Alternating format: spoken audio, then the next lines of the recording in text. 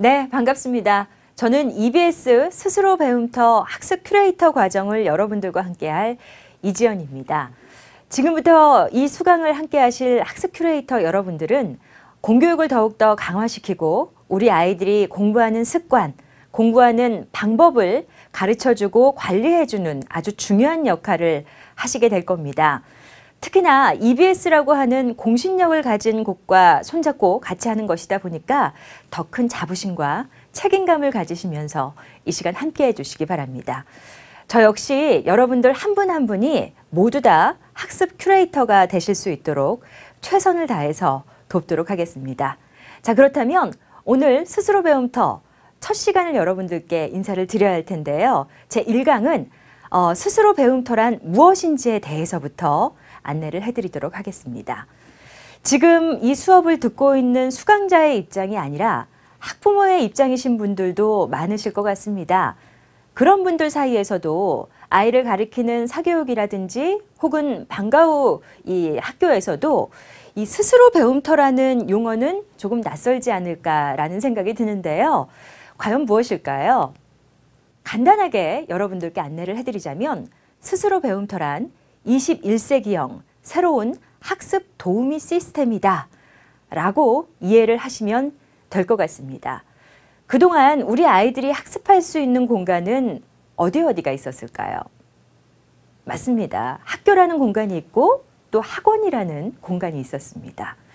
맨 처음 이 학원이라는 공간이 탄생이 됐을 때만 하더라도 학교에서 공부했던 것 중에서 무언가 부족한 부분을 보충하는 의미로 학원이 탄생이 되었고요. 혹은 아이들이 무언가 새로운 특기를 배우고 싶다 할 때 학원이라는 곳을 찾았습니다. 그런데 지금 현 주소는 어떻습니까? 사교육이 공교육을 앞서가고 있다라는 보도도 심심치 않게 여러분들이 보셨을 겁니다. 사교육 시장 자체가 10조 원에 다다른다라는 이야기가 있을 정도로 사실 사교육 정보의 홍수 속에 우리는 지금 현재 살고 있다고 해도 과언이 아닙니다. 그냥 단순하게 수치로 여러분들께 안내를 해드리자면 2013년 기준 초등학생 한 명당 사교육비를 수치를 한번 산출해 보았더니 초등학생입니다. 1년에 약 286만 8천 원이라는 비용이 들었다고 합니다. 물론 이보다 훨씬 많은 비용을 쓴 가정도 있을 것이며 여러 가지 경제적인 여건 때문에 훨씬 못 미치는 사교육비를 쓴 가정도 분명히 있을 겁니다. 자연스럽게 모두 다 평등해야 할 이 교육시장에도 빈부의 격차가 발생이 되고 있습니다. 뿐만인가요? 우리 사교육시장이 10조 원 시대라고 제가 앞서 말씀을 드렸는데 이렇게 방대한 범람하는 이 사교육시장에서 과연 우리 아이에게 맞는 교육 방식이 어떤 것이 있을까? 학부모 입장에선 학습자인 학생 입장에서는 취사 선택하고 그거를 다 소화시키는 것이 여간 어려운 일이 아닐 수 없습니다. 그러기에 이제는 공교육이라고 하는 이 구획 안에서 무언가 시스템화해서 우리 아이들이 잘 공부할 수 있는 방법을 제안해 주는 것이 필요하다는 거죠.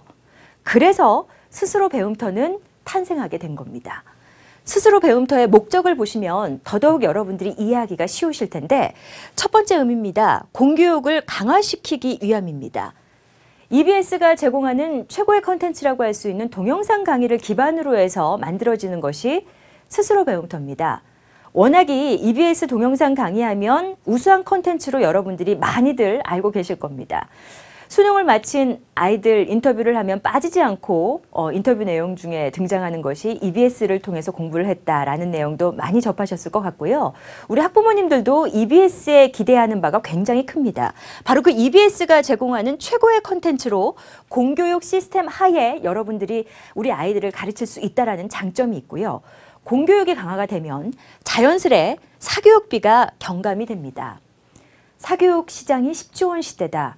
한 가정당 월 수입 중 한 20%를 사교육비로 사용을 하고 있다고 합니다. 저도 학부모 입장에서 학교에 가서 아이들, 다른 또래의 엄마들을 만나면 대부분 이제 하시는 말씀이 누구누구는 어느 학원을 다니나요? 몇 개를 다니나요? 혹은 어디가 좋습니까? 여기에 또 하나 이제 하는 것이 비용이 얼마입니까? 등등의 이야기를 참 많이 물어봅니다. 그러니까 그만큼 부담스럽지만 우리 아이만 뒤처지게 안 시킬 수 없는 것이 현실이다 보니까 사교육비가 부담스러움에도 불구하고 그걸 다 안고 갔던 것이 현실입니다.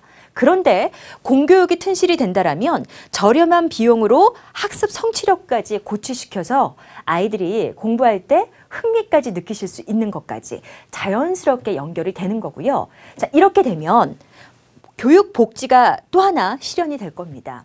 사실 교육복지 부분에 있어서는 하실 말씀이 많으실 겁니다. 특히나 지방에 계신 분들일수록 내가 무슨 수업을 받고 싶다고 하지만 그 근처에는 그런 수강을 할 만한 학원이 없다 하시는 분들도 굉장히 많습니다. 농촌이나 어촌이나 산촌, 지역적인 한계 때문에 이러한 여러 가지 갈증을 풀지 못하시는 사례도 굉장히 많고요.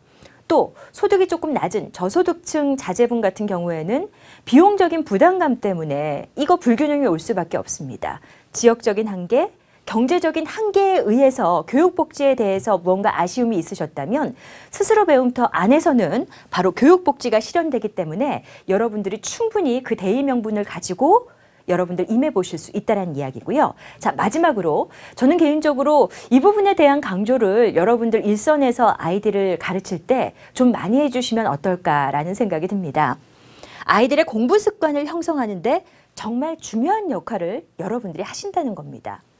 새로운 학습 시스템으로 학생의 자율적인 공부 습관이 배양이 될 수 있게끔 도움을 드리겠습니다. 시스템화되어 있기 때문에 공부를 하려고 하는 학습자 입장에서도 그리고 지금 함께 하시는 학습 큐레이터 여러분들도 공감대를 형성하고 이게 체계화되어 있기 때문에 잘 밟아나갈 수 있다는 강점이 있습니다. 오늘 스스로 배움터의 목적 다시 한번 정리해드리자면 공교육을 강화시키는 것, 그러면서 자연스럽게 사교육비가 경감이 됩니다. 자, 이제는 불균형을 좀 완화시키는 데 도움받아 보실 수 있는 교육복지도 실현이 되면서 공부 습관 형성에 도움이 된다는 것. 아이들에게 밥을 떠먹여주는 것이 아니라 밥을 먹는 방법을 제시해 줄 수 있다는 게 포인트가 될 겁니다. 자, 이거는 스스로 배움터 입장에서 이제 저희가 정리를 해드린 거고요. 이 시스템을 사용할 학부모 입장, 그리고 학습자인 학생 입장에서는 스스로 배움터라고 하는 이 시스템이 매력이 있지 않다라면 아무리 공교육을 강화시킨다고 하더라도 듣고자 하는 의욕이 생기지 않을 것 같습니다. 그래서 스스로 배움터만이 가지는 장점, 강점이 무엇인지 여러분들이 아셔야 할 것 같아요. 아주 간단하게 설명을 해드렸던 것이 21세기형 새로운 학습 도우미 시스템입니다. 라고 말씀을 드렸는데 우선 스스로 배움터와 함께하는 학습자, 학생들은 태블릿 PC를 제공받아서 스마트 러닝 시스템으로 공부를 하게 됩니다. 태블릿 PC를 통해서 우리 아이들이 지정받은 수강 과목을 시청할 수 있다는 이야기인데 이때 각 학생에 맞는 1:1 맞춤 교육이 실시가 됩니다. 우리 아이들의 수준이 다 제각각입니다. 사실 20명, 30명 한 교실에 앉아 있다고 하더라도 지금 현실에서는 그 중간 정도, 객관화를 시켜서 이 정도로 끌고 나가는 것이 현실이다 보니까 이보다 부족한 친구들은 그 수법이 버거울 수밖에 없습니다. 그러면 자연스럽게 흥미를 잃게 되는 거죠. 그 수준보다 평균 이상인 친구들은 시시할 수밖에 없습니다. 그래서 딴짓을 할 수밖에 없는 거죠. 그렇기에 1:1 맞춤으로 우리 아이들에게 다가간다라면 충분히 내 것으로 만들 수 있게끔 안내를 해드리는 건데 이걸 어떻게 하느냐? 개인의 교과 과정 이해도에 맞추어서 학습 시스템을 안내해 주는 겁니다. 이때 바로 학습 큐레이터는 학습자의 성적이라든지 아니면 공부하는 성향을 잘 관리해서 여러분들이 도움을 주는 건데 한 가지 궁금한 게 있습니다. 바로 이 부분이죠. 1:1 맞춤 교육을 할 때 어떠한 기준으로 학습 큐레이터 분들이 학생들에게 제시를 해줘야 할지, 동영상 강의 시간표를 어떻게 제안을 해줘야 할지 궁금해지실 것 같아요. 기준이 분명히 있어야 합니다. 자, 저희는 빅데이터를 활용한 학습 시스템을 구축을 했습니다. 요즘 빅데이터라는 얘기 굉장히 많이 들으시죠? 학습 성향과 학력을 분석하는 진단 도구를 개발을 한 건데요. 아이들이 공부하는 방법이 다 다릅니다. 똑같은 중학교 2학년이라고 하더라도 초등학교 5학년이라고 하더라도 각 학년당 학급 수준이 상인 친구들이 있겠고 중인 친구들이 있겠고 하인 친구들이 있겠습니다. 공부하는 것을 좀 꼼꼼하게 하는 친구들이 있을 수도 있고 아니면 좀 러프하게 대범하게 하는 친구들이 있을 수 있습니다. 그래서 그 경우의 수를 다 조합을 해서 저희는 약 160여 개가 넘는 학습 유형을 도출을 해내는 겁니다. 우리 아이들 사실 한 뱃속에서 난 아이들도 아롱이다롱이라는 얘기가 있잖아요. 교실에 있는 20명, 30명이 되는 아이들도 다 다릅니다. 모두 다 맞춤복을 입을 권리가 있을 수 있어요. 그런데 그동안 우리 아이들에게는 이 정도, 지금 중학교 2학년이면 이 정도면 돼. 고등학교 1학년이면 이 수준 정도는 돼야지. 자, 초등학교 3학년이면 이 수준 정도면 따라와야 한다라는 걸 먼저 던져줬기 때문에 버거워하거나 혹은 조금 수준이 높은 친구들은 시시해할 수 있습니다. 그래서 160개가 넘는 학습 유형을 저희가 다 맞추었습니다. 1번부터 약 160번까지 번호를 나누어서 A라는 학생은 30번에 해당하는 학습 유형으로 수강을 할 수 있게끔 도와주면 되겠구나. B라는 학생은 150번에 해당하는 이러한 학습 유형으로 공부를 할 수 있게끔 도와주면 되겠구나. 라는 경우의 수를 많이 만들어 준다는 겁니다. 자, 이렇게 됐을 때 학생의 수준별로 가장 효율적인 강좌가 채택이 되어서 아이들은 흥미를 느낄 수 있겠고요. 1대1로 맞춤 교육을 할 수 있게 되는 겁니다.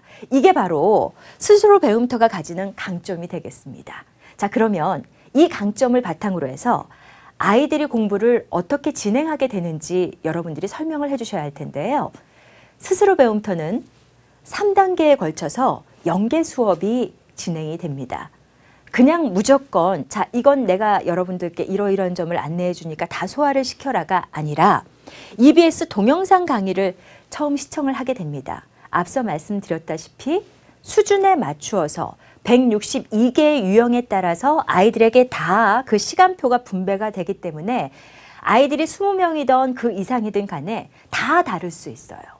뭐 국어, 수학, 사회, 과학, 어떤 거는 상, 어떤 거는 중, 어떤 거는 하, 어떤 거는 꼼꼼하게 공부하는 유형, 어떤 사례는 조금 러프하게 공부하는 유형 다 다를 수 있습니다. 그 유형을 가지고 동영상 강의를 시청하게 되죠.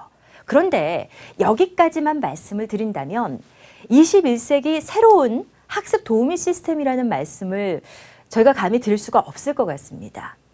그냥 동영상 보면서 그냥 인터넷 할 수 있고요. 동영상 보면서 아이들이 그냥 핸드폰 만지작거리면서 시간을 때우면서 그래도 뭐 본 흔적이 있으니까 됐다? 이게 아니라 바로 동영상 시청 후에는 연계 퀴즈 풀이가 나갑니다. 앞서 수강을 했던 강의와 연관된 퀴즈 풀이를 하고 있기 때문에 아이가 얼마나 충분히 이 강의를 들었는지 여부를 우리 선생님들이 결정을 해보실 수가 있다는 거고요. 뭐 10문제에서 7문제 맞았네, 10문제에서 9문제 맞았, 여기서 끝? 또 이게 아니죠.